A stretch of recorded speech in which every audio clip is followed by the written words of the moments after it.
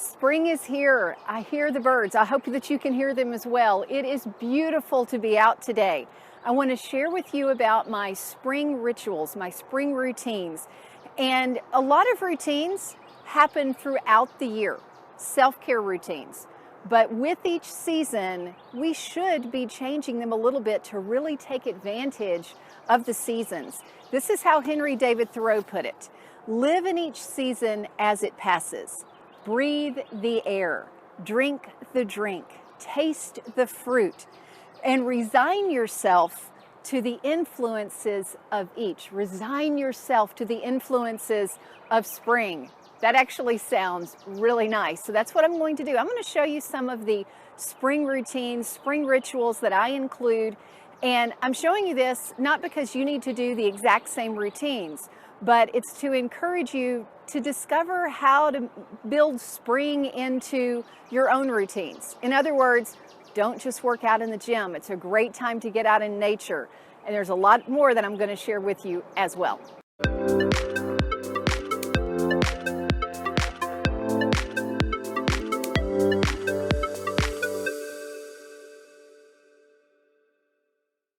Welcome, I'm Sheri Traxler with Nourish Your Life, author of Go Forward, 28 Days to Eat, Move, and Enjoy Life God's Way.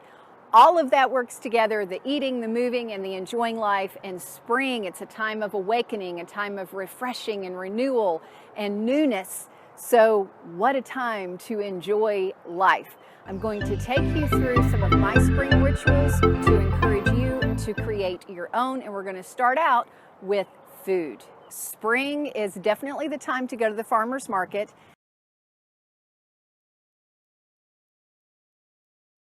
This is early enough in spring for me that they have not all started. So I want to show you two books that I use, even just shopping in the regular grocery store. Eat Pretty and Eat Beautiful. These have foods that are in season and what those foods can do for you. So you're eating with the spring, summer, fall, and winter, but obviously today I'm focused on the spring. So Eat Pretty and Eat Beautiful. Practical spring wellness routine is prepping supplements ahead of time. These are supplements that my naturopath has recommended for specific things for me, so I know I need them, but 1, 2, 3, 4, 5, 6, 7, and actually an 8th one that I'm out of right now.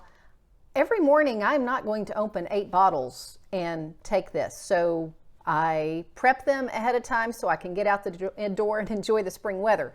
What do I put them in? Yeah, we are repurposing here. These are old protein powder scoopers that I've just broken the handle off of and just put them in here in my refrigerator this way.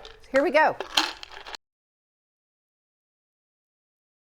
I used to think this was too much trouble to do, but once I timed it and realized I can do a whole week's worth in about 60 seconds to 90 seconds longer than it takes me to do one day, I started doing it on a regular basis. Absolute favorite spring routine change is getting to stretch outside. I've got lavender plants, one behind me here and one in front that you can't see, and being able to be between those plants and stretch. Now, early mornings, still a little bit too chilly, but either midday or as soon as the workday is over, when there's, sunlight is still out, being able to come out and stretch outside, yeah, that definitely helps me to resign myself to the influence of spring.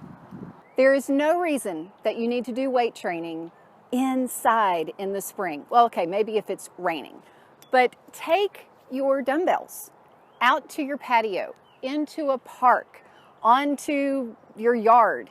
Just make sure that you are getting out and enjoying the spring, because remember, your body doesn't care how it moves or where it moves, it just wants to move.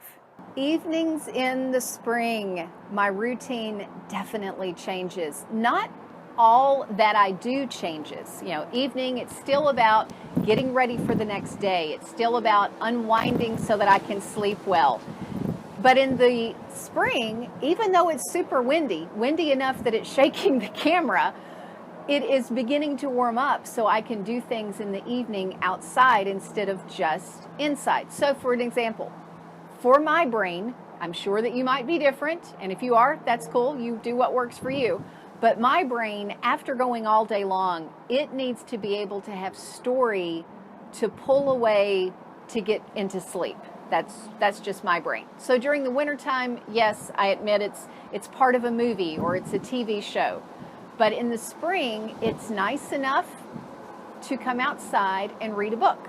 In fact, last night, I got out a Nancy Drew book and started reading that. If you've read my book, Go Forward, you know that I'm a Nancy Drew fan and still read Nancy Drew.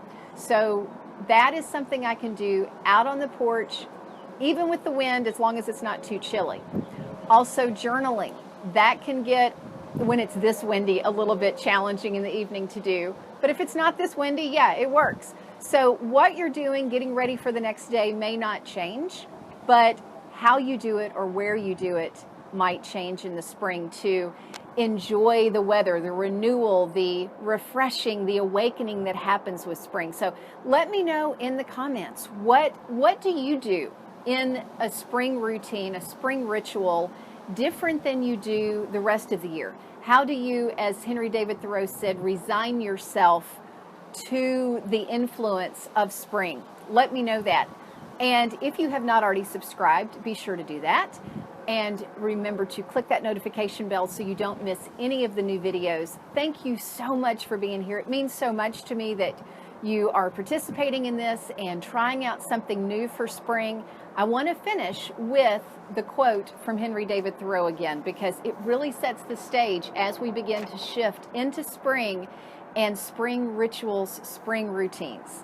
Live in each season as it passes, because it will pass. Spring will be gone and we will be into the heat of summer and changing up our routines then. So take advantage of this.